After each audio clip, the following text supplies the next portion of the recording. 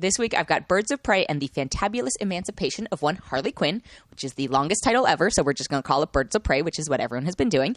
And it stars Margot Robbie as Harley Quinn, and my fear after Suicide Squad, which was not a good movie, is that they were going to get rid of Margot Robbie in this role, and I thought she did a great job in Suicide Squad. She is by far the best part of that movie, and so the fact that she was able to salvage that relationship with Warner Brothers and DC, and not only that, but get her own kind of spin-off film was awesome, because I think she is a great Harley Quinn. So this drops us into Gotham. It's a little ensemble-y, which is great because the director is Cathy Yan, and her, I believe it was her debut, Dead Pigs, is this amazing ensemble film. It takes place in China. It's fascinating. Like, I highly recommend checking it out if you're able to.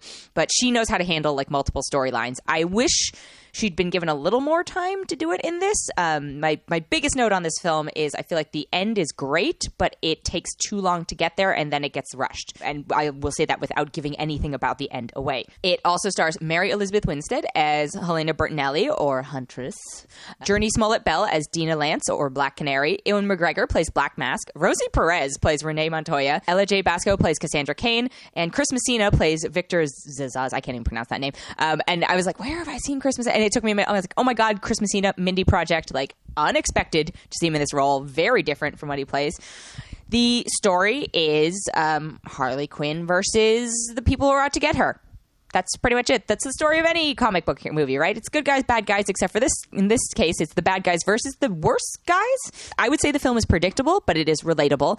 I love the female dynamics in it. I think they're amazing. Ewan McGregor seems to be having the time of his life playing Black Mask. Like, he is just all over the place. The American accent he does is not so great, and in fact, he drops it a few times, but whatever, we'll forgive it. I think having a mild knowledge of the DC universe and comics in general will help you with this film. I think, as with any film where you are aware of what the universe it lives in, or, you know, the source material, there are payoffs that happen earlier for you, or payoffs that happen that might not happen for someone who doesn't know what's going on. But I think you don't have to have seen Suicide Squad, thank God, to see this movie. You don't have to know who all of these characters are to start to see this movie. There's enough surface detail there that you can get through it without, and it'll still be enjoyable. I think that's the thing.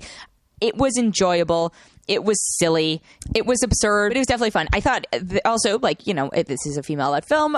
There are moments that are sexy without being objectifying, and to pull that off is just so impressive to me. I don't want to go too much into the plot because I think there are some fun moments, and like that is where a lot of the joy comes from. It's definitely rated R. I will say that. There are some moments that I just like had to cover my face for. But that's fine. I think it's actually great to have like a female-led film that is like a hard R and just leans into it and not having to shy away from any of it. Like, I was all about the empowerment of this film.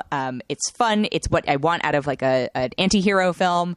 And I can foresee potentially, if, you know, I can totally envision seeing like spin-offs out of this, or Harley Quinn getting another movie, or any of the above. Like, it's definitely enjoyable. All I can say is go check it out. I'll give it 4.1 out of 5.